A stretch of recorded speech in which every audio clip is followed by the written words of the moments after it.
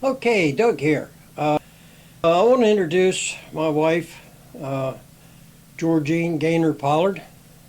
She's my first mate on Wolftrap. And she's going to tell you what it's all about. She's reading it out of her diary that she kept, and I think doing an excellent job. October 23rd, 1986.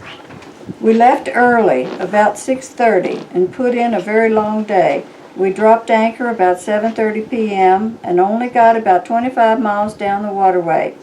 It started out to be a very nice day, and the weather was really nice. As we were going through the swing bridge at Morehead City, another boat passed us and the captain called to us, "Let's go back and spend the winter in Deltaville." That was Gimli from Biloxi.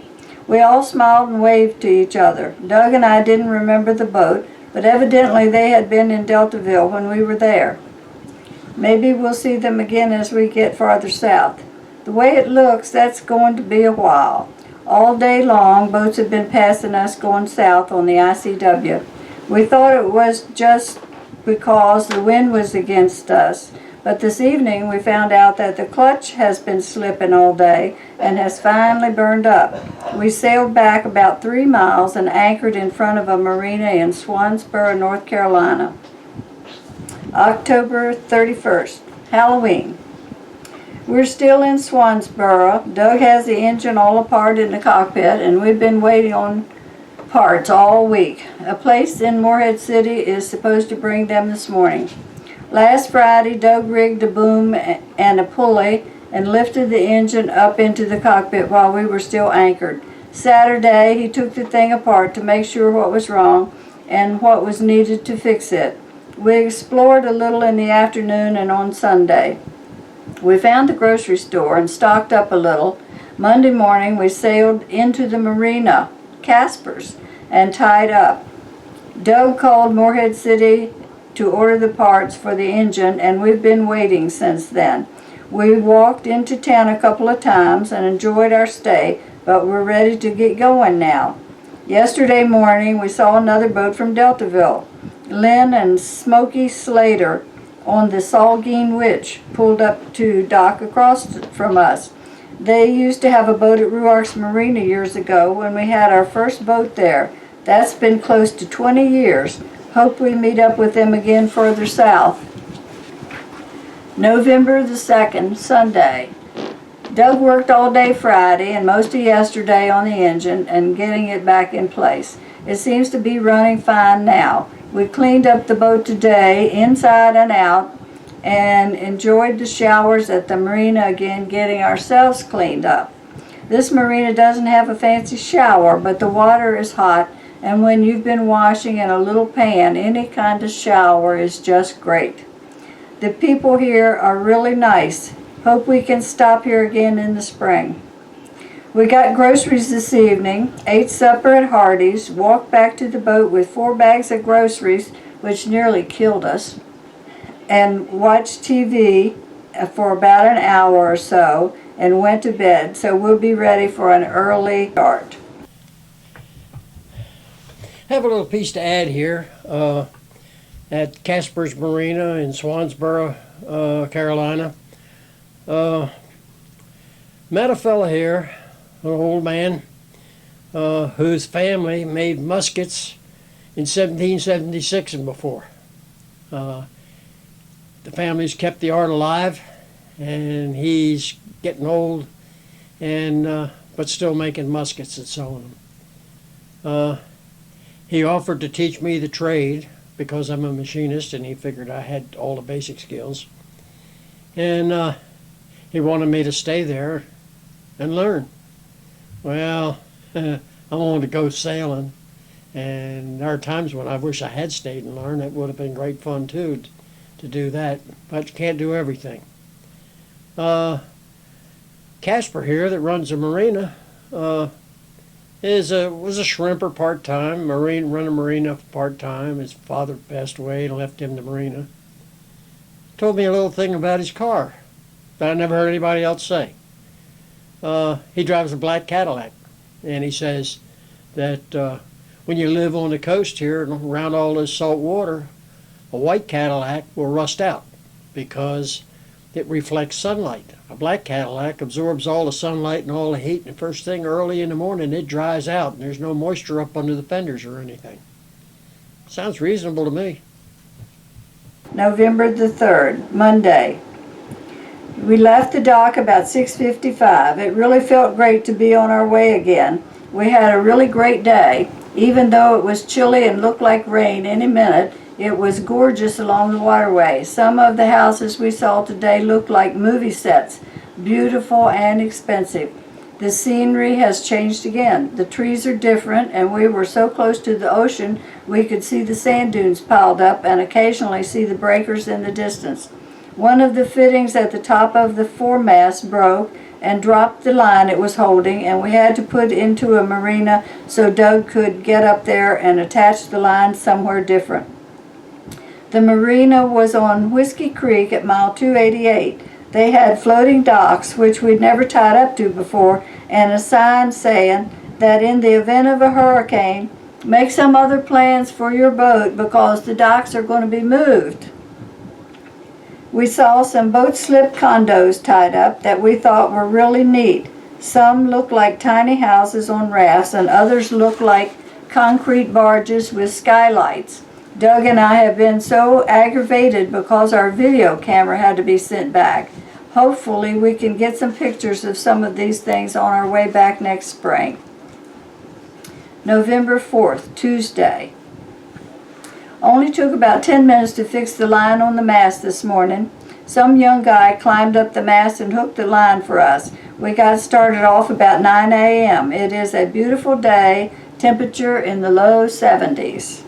We had a fair wind, and we sailed and motored and made good time until this afternoon as we turned into the channel at Southport.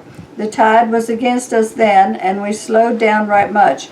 We stopped for fuel this afternoon, and the dock was so high above us that Doug had to stand up on the handrail and climb up. They have 6-foot tides here, and it was low. It finally got warm enough this afternoon for me to wear shorts for a few hours. As soon as the sun got low, it started cooling off fast, though. We anchored in the north side of a pontoon bridge, the only one in the country now, with about 50 or so other boats. The bridge was broken down, and we all have to wait until they fix it before we can get underway again. As I'm writing this, it's 7:30 p.m., and we're waiting for the Coast Guard to let us know if and when the bridge is going to open tonight. The bridge opened about 10:30, and we motored on through. I was sorry it was dark because I would like to have seen the bridge better. We only went about 4 more miles to find an anchorage. We anchored at about mile 342, just about a mile across the border into South Carolina. November 5th, Wednesday. We got an early start this morning again. Shrimp boats woke us up. We had anchored on the ocean side of the ICW on the Little River at the Little River Inlet, and the shrimp boats were on their way really early. After you rock and roll when a few of those big boats go by, you figure you may as well give up trying to sleep. We had a really long trip today down a narrow cut channel. It really is pretty and interesting along these canals. The scenery changes along the banks every hour or so, from high banks with trees to low marsh grass to beautiful houses and back again. In the early afternoon, we entered the Waccamaw River at about mile 375.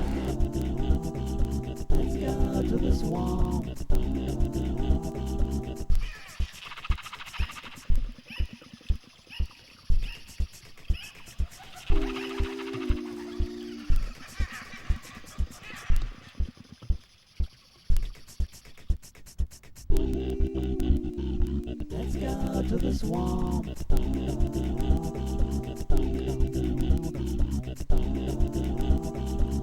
go to the swamp.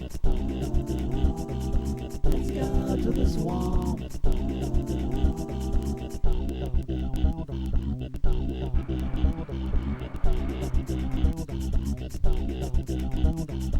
Start to smile, forget to frown. In a while your pain will drown. Sink your sorrow to the ground. Till tomorrow it is down. Let's go to the swamp.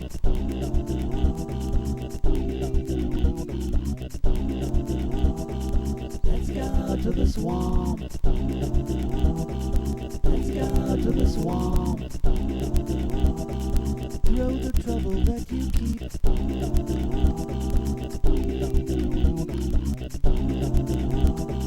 It will bubble, it will sleep.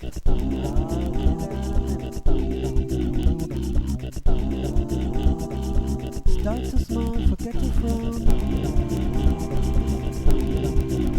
Start to smile, forget to frown. In a while your pain will drown.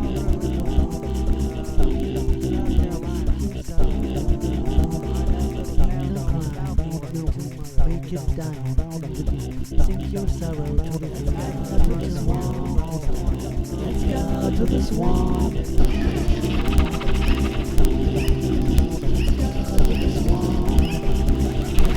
To the swamp.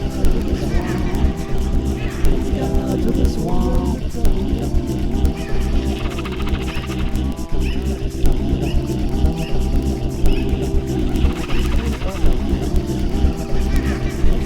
To the swamp.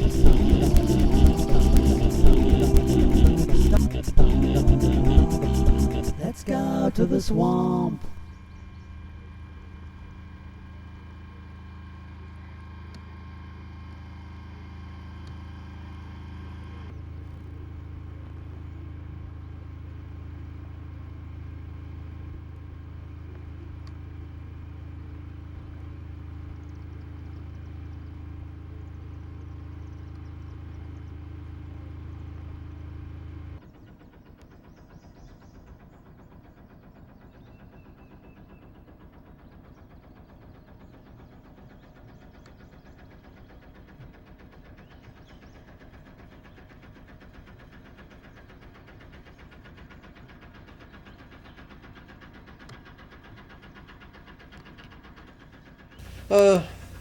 Well, we entered into the Waccamaw River in South Carolina.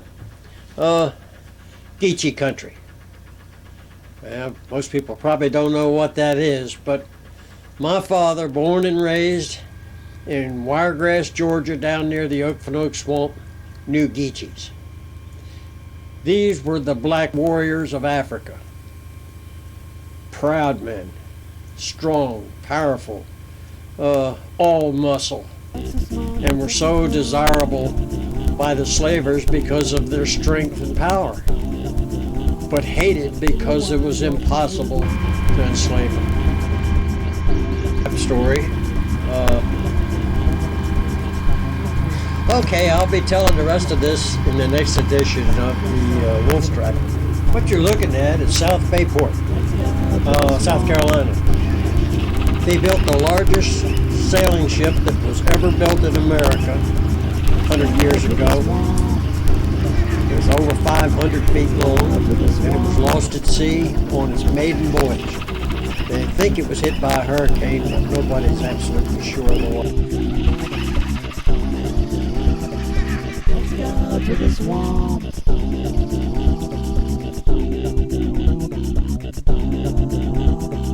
Let's go to the swamp.